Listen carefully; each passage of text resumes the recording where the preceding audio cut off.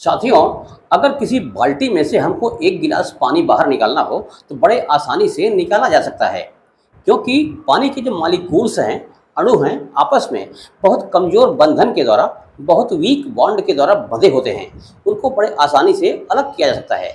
उसमें बहुत कम एनर्जी लगी होती है, बहुत कम ऊर्जा के द्वारा वो मॉलिक्यूल्स आपस में बंधे होते हैं, इसलिए बड़े आसानी से पानी का एक टुकड़ा गिलास के द्वारा अलग किया जा सकता है। लेकिन दूसरी तरफ अगर एक लोहे का टुकड़ा हो, स्टील का टुकड़ा हो, अगर उसका एक टुकड़ा हमको अलग करना हो, संभव नहीं है, क्योंकि ठोस या सॉलिड के मॉलिक्यूल्स आपस में बहुत मजबूती से बंधे होते हैं, बहुत स्ट्रांग बॉन्ड होता है और उस बॉन्ड में बहुत सारी एनर्जी या ऊर्जा लगी होती है। अगर हमको उसका एक टुकड़ा तोड़ के अलग करना है तो उसके लिए जो एनर्जी उस बॉन्ड में लगी हुई है उतनी एनर्जी लगाना पड़ेगा, तभी बॉन्ड टूटेगा और वो टुकड़े अलग होंगे।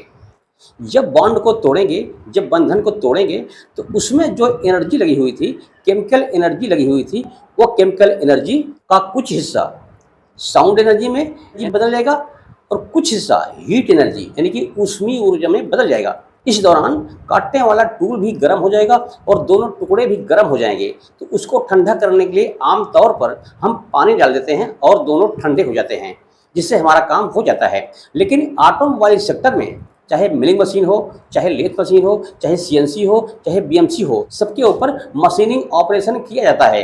चाहे ड्रिलिंग ऑपरेशन हो, बोरिंग ऑपरेशन हो, टर्निंग ऑपरेशन हो, मिलिंग ऑपरेशन हो, सब में उस मटेरियल का एक छोटा सा टुकड़ा काट के अलग किया जाता है।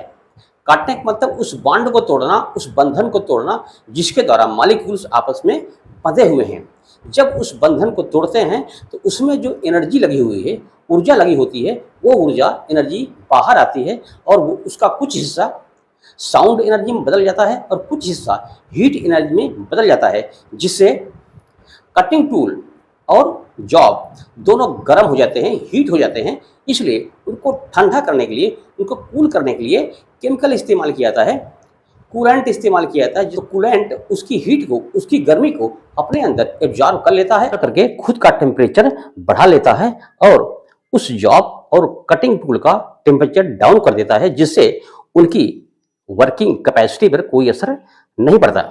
वीडियो पसंद आई हो तो लाइक और छोटा सा कमेंट कर। इस जानकारी के लायक जो भी लोग आपके संपर्क में हों, उनके पास ये वीडियो शेयर जरूर करें।